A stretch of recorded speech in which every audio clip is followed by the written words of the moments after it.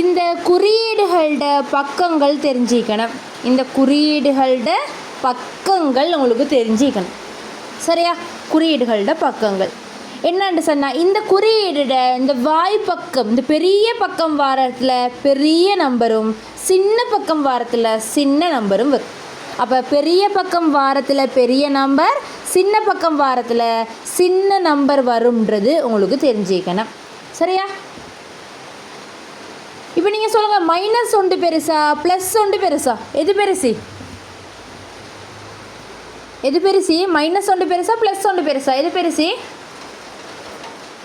நினைவு வச்சுக்கோங்க, மைனஸ் சின்ன நம்பர், இதுதான் சின்னது. சரியா? மைனஸ் வந்து சின்ன நம்பர், ப்ளஸ் வந்து பெரிய ஆள். மைனஸ் வந்து சின்ன நம்பர், ப்ளஸ் வந்து என்னது?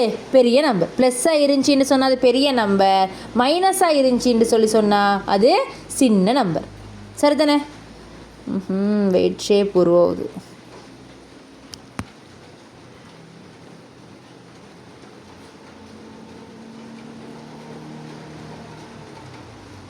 கொஞ்சம் இருங்க.